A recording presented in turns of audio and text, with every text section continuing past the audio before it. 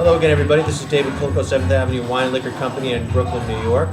I have obviously my fans around me. There's one of them. Today's wine is a lalande de pomerol. Oh boy. Chateau Clos de la Chesnaie 2006.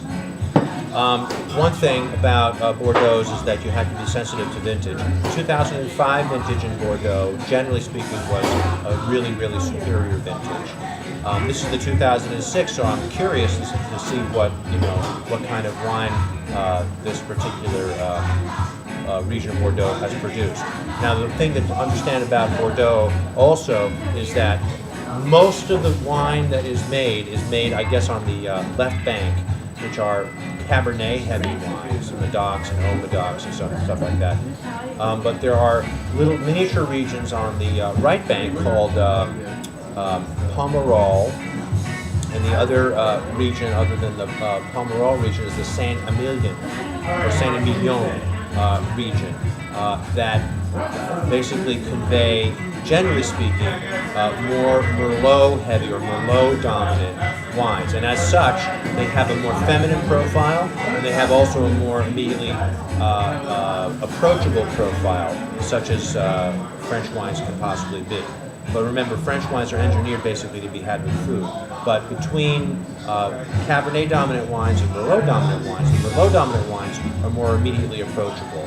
So if you wanted to graduate, so to speak, from sort of cocktail hour reds, New World style reds, and try something a little bit more elegant, a little more structured, a little more food compatible, a wine such as this one would be a great place to start, along with Saint-Emilions as well. Okay, so we're going to give this a try and see what it's all about. Red wine, a long life.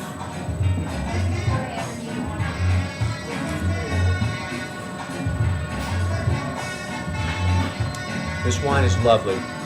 It's got a very gentle profile, as I had hoped, because the Merlot grape is a softer grape than the Cabernet grape. It has nice earthiness. It has a nice sense of place, and has very good structure. The tannins are supple, and the acidity is medium. And the fruit, I guess, is a bit of plum and maybe a hint of cassis, which would be the Cabernet grape, insinuating itself into the blend. As far as what kind of food to have with a lovely wine such as this, I really need another swig to tell you. So here I go. Cheers.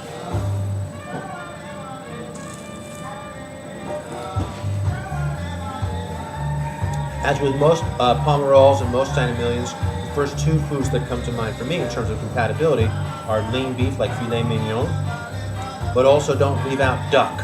A nice roast duck would be also a wonderful thing to have with a wine such as this.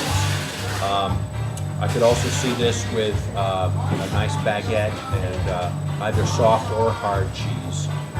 But basically, this kind of wine is certainly engineered towards having with food. It's a quite lovely wine.